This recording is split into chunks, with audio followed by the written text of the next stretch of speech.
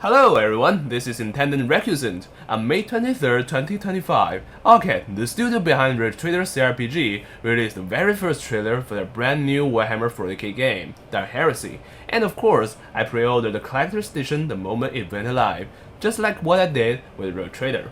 Now some of you might already know me from the Chinese Warhammer 40K community, where I mainly share translation of the original Dark Heresy TTRPG. That's why in today's video, I'm going to give you an interview of the original lore and setting, and in the next episode with more material from Gamescom in Cologne, including new trailers, dev interviews, and official previews, I'll be breaking down what's likely to change compared with Rogue Trader, so make sure you stick around for that. Originally, I planned to make this video 3 months ago, right after the trailer dropped, but back then I was busy working on a Chinese memorial video for Alan Bly, and with real life piling up, I only just found the time right now. And speaking of Alan Bly, who sadly passed away a few years ago, I really need to highlight this. Much of the early Dark Heresy setting, including the Tyrant Star, the Tyrantine Cabal, and many of the Inquisition's radical faction we'll be seeing in the game, came directly from him and fellow Black Library author John French. Their work made an indelible mark on the Warhammer universe, and Dark Heresy simply won't be the same without them. Alright, back to the main topic. Dark Heresy was actually the very first Warhammer 40K TTRPG system. It was originally created in 2008 by Games Workshop's TRPG division, Black Industries, the same one who made Warhammer Fantasy Roleplay 2nd edition. After Black Industries was dissolved, the project was handed over to Fantasy Flight Games. The game went through 2 full editions, but in 2016, when FFG was acquired by Asmodee and ended their partnership with Games Workshop, Dark Heresy's lore and setting were essentially shelved, and they've been sitting idle ever since, until now. At some point in the future, I'd love to make a full video on the history of Warhammer 40K TRPGs, so if that's something you are interested in, definitely stay tuned. Now let's talk about the setting. The original Dark Heresy tabletop RPG takes place in the Calixis Sector in the year M41815. The Calixis Sector sits in the northwest of the galaxy, right next to the Scarrow Sector, where Eisenhower's story and the infamous Siege of Vrax took place. Owlcat, however, has confirmed that their game moves the timeline forward into M42, after the fall of Cadia, the appearance of Secretive's Maledictum, aka the Great Rift, and the return of Robot Gulliman. We know this because Owlcat has confirmed this in their own description.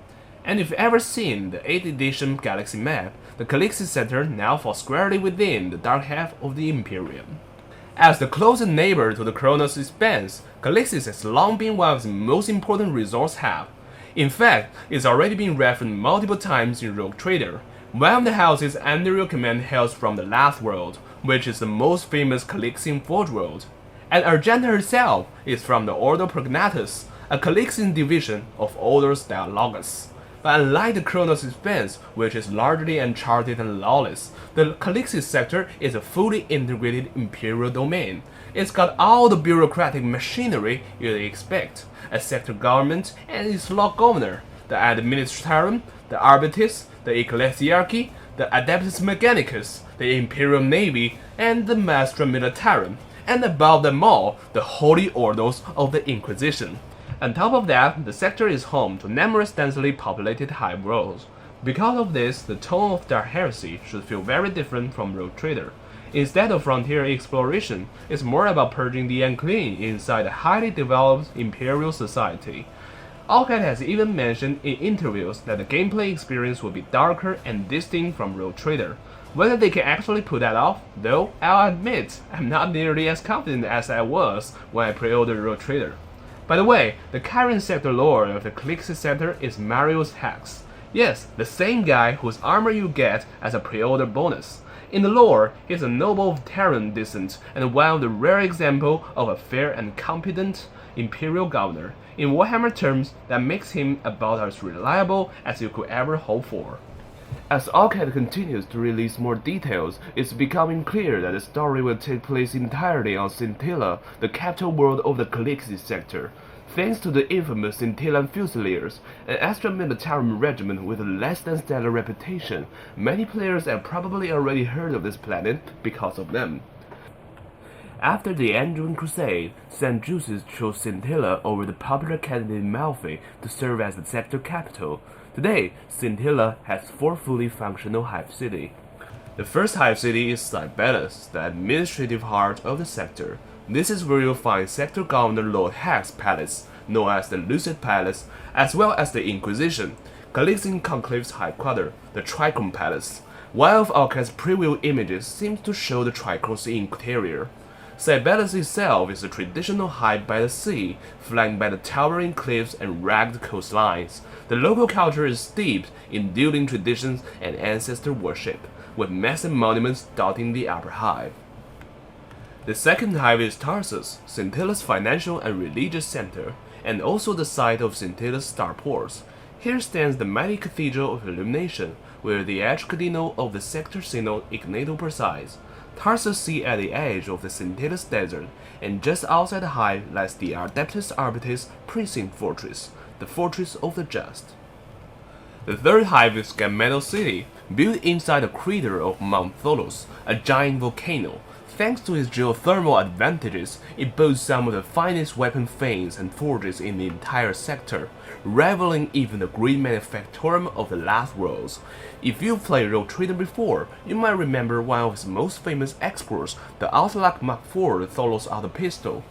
Harsh conditions and brutal culture have also produced some of the most dangerous guns in the sector, and one of the finest Imperial Guards regiments, Gammetallicans, which have different reputation from the Scintillan Fusiliers.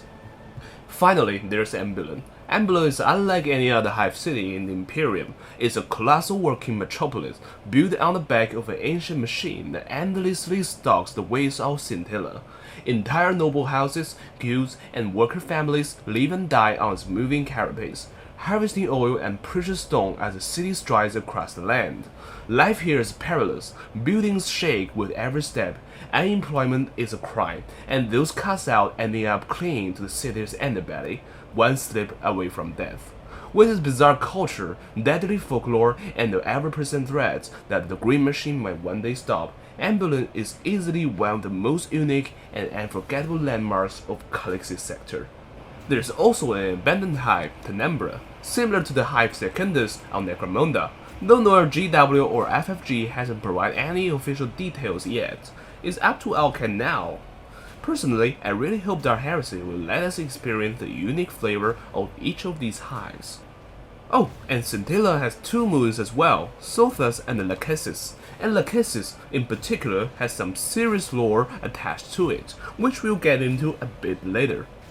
Since Owlcat has confirmed that the entire story will take place on a single planet, and that the player's transport will actually be even smaller than the Rogue Trader Star's ship, it's pretty clear based on the pre-order bonus info that we'll be flying a Guncutter like the legendary Inquisitor Answer himself. For those unfamiliar, a Guncutter is a small armed shuttle that can travel through the warp. It's about 498 meters long, 86 meters beam, and typically operated by just 25 crew members along with around 470 servitors. Its passenger bay is designed to carry 6 people comfortably, though if you don't mind terrible living conditions, you can cram in up to 30. As for weapons, it usually comes with just 2 autocannons and a pair of twin-linked heavy bolters.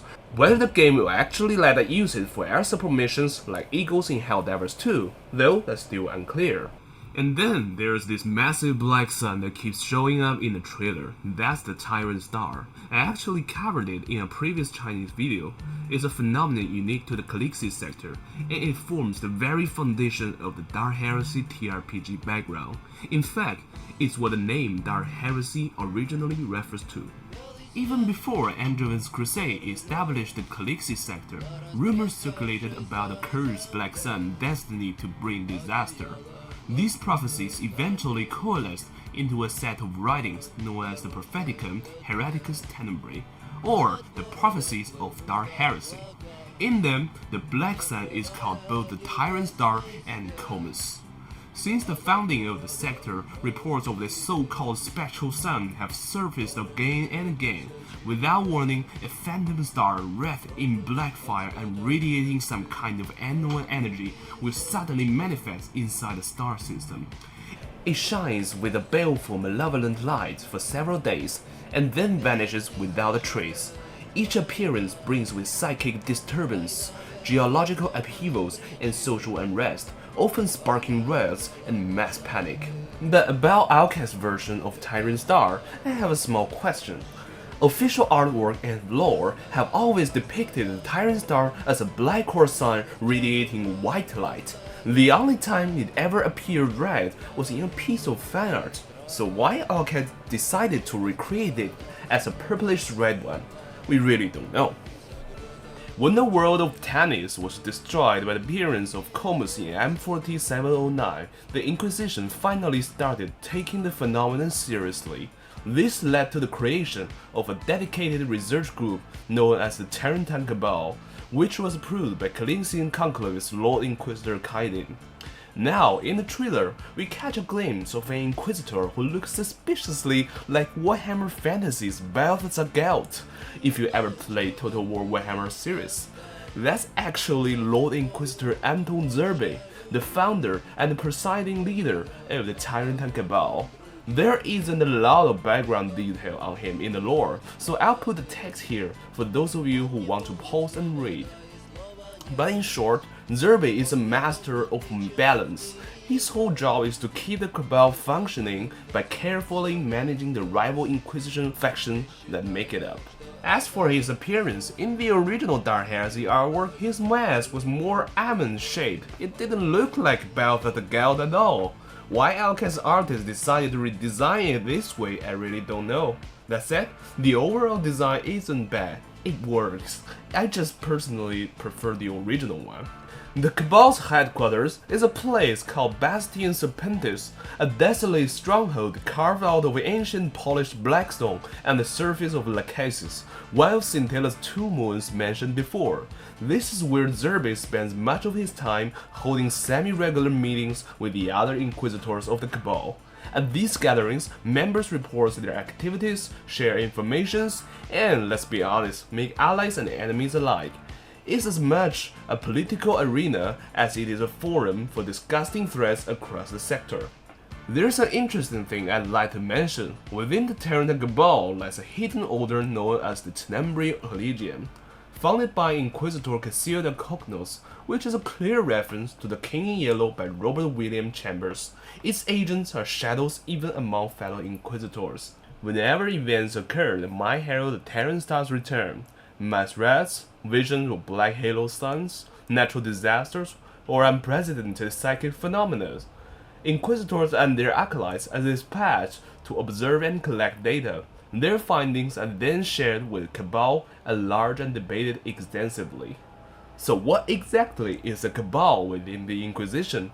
It's definitely not the same one of Drukhari. Broadly speaking, the Inquisition is divided into the three great orders. Beneath that, each sector organizes into the conclave. Like the Calixis Conclave, which is where the game's protagonists belong, any conclave can then appoint the Cabal, which is essentially a special task force created to investigate a specific matter.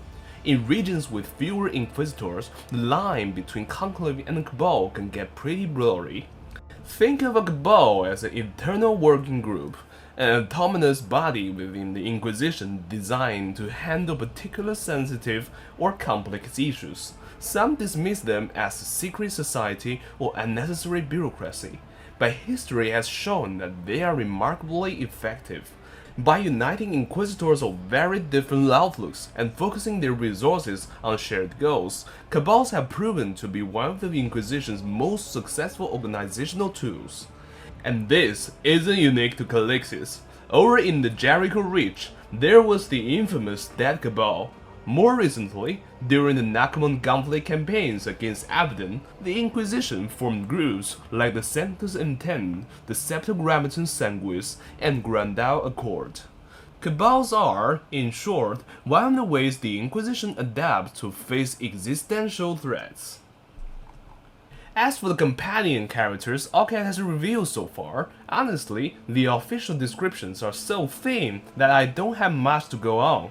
All I can really say for now is that their alien ratio is even higher than in Rogue Trader, and now them look even remotely like inquisitorial agents, so connection to the original Dark Heresy lore are still pretty unclear. Here's what little we do know. Kyurgen Ipionic Space is apparently an official member of the Tyrant Cabal I mentioned earlier. Cog the Ogreen comes from the notorious Scintillan Fusilier above, which is composed of Scintillan nobles. Hamar the Catachan might be from the spinward throne of Calixis, where the Severin dominates, if they even survive into M42, has been locked in a brutal meat grinder against Orcs and the Imperial forces.